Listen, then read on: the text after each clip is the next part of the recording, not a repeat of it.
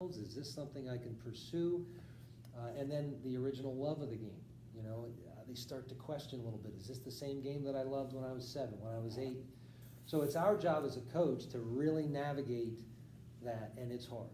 It's so difficult. And one of the biggest mistakes coaches make at this danger zone is they ignore the issues that need to be discussed.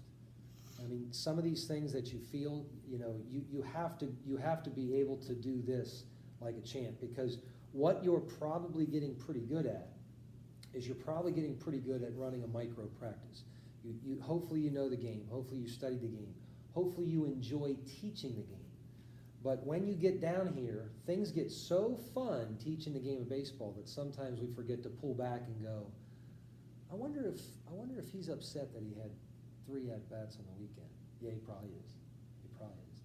I wonder if he's upset that he pitched 2 innings on the weekend. Yeah, mom and dad are probably furious with you, right? So this whole idea of telescoping back and forth at this age is very, very critical. And I'm going to add one other thing. I'm just going to jump. I don't want to leave this area yet, because this really is where the question should come from. Because this is where we're at. We're either in the middle of this stage, we're either going through it, or we're about to come out of it. So it affects all of us. If you look down to that bottom note, it says default setting with our own children. The minute your child is born, you have a micro perspective on his life. That is undeniable. You can't change it. You don't want to change it. You love him more than anything you've ever, am I right, Joel? Absolutely. It is, all of you dads know that there is nothing more precious than your children. And the minute your son says, I'm a baseball player, that your heart swells with pride. The most challenging thing is being a danger zone coach and looking at every player through this lens, and then when you look at your son, you look at him through that lens. It is the hardest thing it's the hardest thing I've ever experienced. And truth be told, it's the reason why I've developed this mental model so I can function better. Because I'm doing a better job, and I tell my son this stuff, and now he's getting to the point where he goes, Dad, pull back. I'm like, right? Like, he knows my language now, and he knows that I'm getting too close, and the emotion is starting to kick in, and I'm not being rational anymore. Pull back. Give yourself some time. We can talk about it a little bit, right? So at this age, when you have that son, and you look at him through that really narrow scope, and then you look at everyone else through a little bit bigger scope, hardest thing to do. And I told you last week, what I did, and thankfully I had parents that appreciated this, is I coached those kids through a narrow lens if I ever had any doubt which way to go. All right, so I was fortunate to have good teams. I was fortunate to be blessed with players that aspire to be great. So whenever I had that internal conflict, do I go here or do I go here? I went here. And now that was once they reached a certain age. And maybe I did it too early, but I had parents thank me more often for that approach than the other approach. I would rather a parent, with my beliefs and my principles, I would rather a parent come to me and say, you might have been a little bit too aggressive with my son this week, instead of saying, I don't think you said one word to him this week. I don't think you coached him at all, right? If I'm going to err, I would rather err on, I coached him so hard because I care about him so much that my mistake was an emotional mistake, instead of, I didn't consider him one time. So I was generally apathetic about his entire weekend. If I was going to make a mistake, I was going to make a more micro mistake than a more macro mistake. And I had parents, I think that's why they liked it. I think that's what they appreciated. I think they appreciated the fact that I narrowed my focus on all kids as much as my son. And I know that's true, because many times we'd be driving home and Luke, my son, would say, Dad, you were really tough on him today. And I'd say, you're right. Have I been that tough on you? Oh, yeah. Well then. And many times I'd reach out and I'd apologize, and they'd say, no. That's why he's on your team.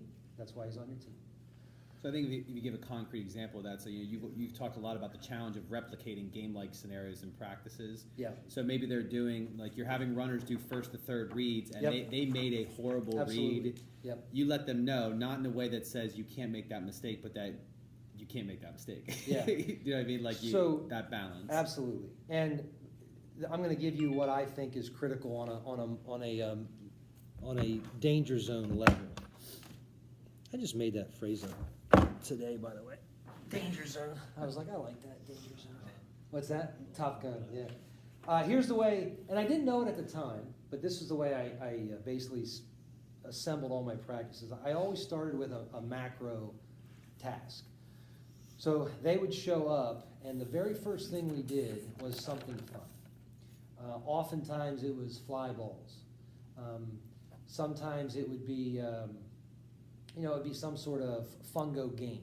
Sometimes it might have been a bunt game where they're trying to beat something out. But I wanted them excited about the practice. So we would often start macro. And then what I would do is I would huddle them up. Because what I don't like, what I'm absolutely opposed to, is they charge out of the cars, ready to hit the practice field. They're excited about practice. They're seeing their buddies. And then they take a knee and we talk for 15 minutes. Like, I never liked it. What I would rather do is do a macro event, make it fun, make it exciting, have them trying to catch their breath, bring it in, grab a drink, listen to me while you catch your breath. And that's when I'll set the tone for the practice, while after that fun, exciting event, and now we'll talk about what's to come next. And then what I usually do is I usually go macro, micro, micro. So I had some examples. So like one of my favorite things is what I call half fields. So I think baseball coaches need to do a better job of taking a baseball field and partitioning it into halves and using half of the field for one thing and half for another. And if you get really creative, you can do thirds. So often, like as an example, maybe I'd have pitchers throwing to catchers, and maybe we'd have catchers blocking, and maybe a coach occasional pass ball, and pitchers would cover the plate. And meanwhile, we've got fungos going for like a PFP with a second baseman, first baseman, and a pitcher, and then maybe we got fungos to the center fielder, and they're throwing to the third baseman. So there's an example of a micro event, and we're coaching every aspect of it. The assumption is they want to get better. We're being critical. We're giving feedback. It's not all appreciative stuff. We're being critical. So we'll do that micro event. That's just an example, and then we'll jump into. I love situational BP. I love like those mini scrimmages. Not a super big fan of games unless you're BP unless you're pressed for time. When I say BP, I mean the traditional you hit, you shag. I mean, there's a time and a place for that. It's down here. But when you're in that danger zone and you want to still teach love of the game and still teach growth of the game, I would much rather do situational stuff where we're hitting, but we're running while we're hitting. We're making third base reads. We're making second base reads. We can coach them in the event. That goes on for a very long time. That's the bulk of it. And that's when I'm critical with their reads. And that's when we can bring the infield in and we can stress how to do that. And all of that coaching, all that game coaching is happening right in that micro event, which isn't boring. It's actually fun. And guys are hitting and they're running and they're competing against each other, and then they're switching sides and coaches are throwing. And one of the things I do in that, if I could suggest, if you're going to do that, always put a runner at third and always play with one out. Always runner in third, always with one out. So what happens there is you've got this team on offense, and some of them are sitting over here with helmets on their heads, right? So, like if you had 15 or 16 or 17, it works perfect with that. If you had 12, you might have to recruit some dads to help in the outfield or something to that effect. But if you have extra offensive guys sitting over there at third base, and you always slide one up, and you always play with one out. Don't play with two outs, because then you got forces and nothing's fun and exciting. And with two outs, you end the inning. It's easy baseball. That's what I say. It's easy baseball. With one out, though, constant thinking. Is the double play worth trying to attempt? Should I try to tag? Should I bring the infield in? Rundowns happen. What do we do behind the rundown? So what happens is if you always have a runner on third with one out, you either get a runner on third, one out. If he singles, you get first and third, one out. If he doubles, you get second and third one out. If he gets an infield single, now you got bases loaded one out. So you can create every situation you want with a runner on third and always one out. They never ask how many outs. It's always we're moving, we're in our flow, and it's always runner on third, one out. And you know, when I think about what I did, I would probably say we did that probably 60% of the time because it was unpredictable. You know, Doug knows there's a phrase, train ugly.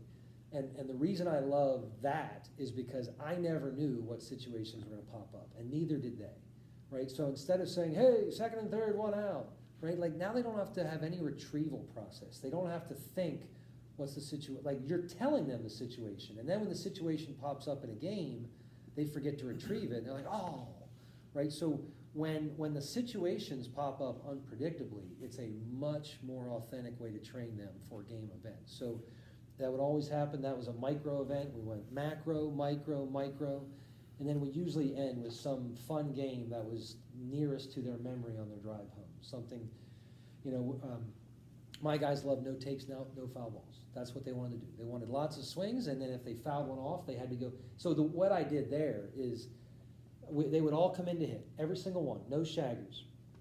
And then I would throw, and anytime someone fouled a ball off, he had to go out and pick up 5 balls from the outfield. So then he would be the shagger, and he would come and dump it in my bucket. And then that's how the bucket got filled up. Because if they hit foul balls, they went and got balls for me. And then anytime we got all the balls were gone, then we went and picked them up, and then we did it again. Right? But they liked it, and here's another reason why they liked it. They liked it because don't ever dismiss the value of talking to your friends at practice. Like we as coaches think, come on, spread out in the outfield. Right? But there is this gravitational pull with baseball players because at that macro level, they want to belong. And you know what? It's awesome that they're teammates and friends. Like it's awesome. So when they like slowly just saunter over to their buddy, us coaches go, spread out. You got to pick up the balls.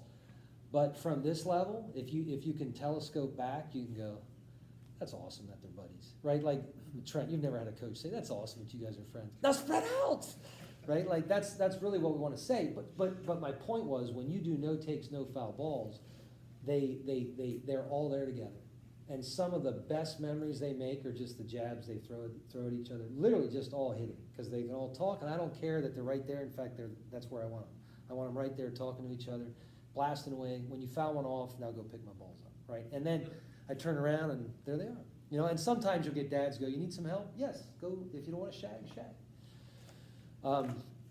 See if Do I they keep a running tally, like who's the kid that saved the most pitches? Like I just knocked off 22 pitches in a row without fouling. And Oh no, once they hit, they're done. It's like horse style. I got you. Yeah, so they take a swing and then they go to the end of the line. So usually what I do is I split them into teams. So Okay. like sometimes they'll say, who owns a dog? And all hands go up. All right, all the dog owners go over here. Any of you guys, like, so then all the non-dogs. So if it's not even, then I have to spread them out. So we'll play stupid, like dogs versus non-dogs, or how many have like an ant, you know, that lives in state. And then if you have an ant that lives in Pennsylvania, you're over here, non-ants over here. So just some silly way to split them up. And then they compete, and then they're trying to win, you know. So you can do birthdays, of course. The interesting thing with birthdays is there is a phenomenon. Most of your better baseball players are in that September, October, November, December range because of where the birthday sits. When's your birthday? Well, no, because of travel. Oh. Because of travel, May yeah, 1's the yeah. cut. So you're May, Yeah. June, July, Yeah, you're closer right. to the age group. Yeah, that's it. Yeah, you're right. The likelihood of a February, March, April. No, you're right. You're right. We had, yeah. For- What's that? for- It's the exact opposite for school baseball. Correct. Yes, correct. Thank you. I didn't even try out kids that had March birthdays. Let's see if I had anything else. The only other note I had here in this danger zone is I said, you know, it's at this age where kids start to drop out of baseball, and there's generally 2 reasons. They get the most common reason is their skill set doesn't match the demands. That's the most common reason. It's not burnout. It's literally that they're just not qualified for the demands, and that's okay, right? Like we're trying to help you, but you're just not meeting it. The other one is though that they stop loving the game because they have coaches that that always are here. They're always here, right? So you owe it to yourself to be flexible, to make sure that once those kids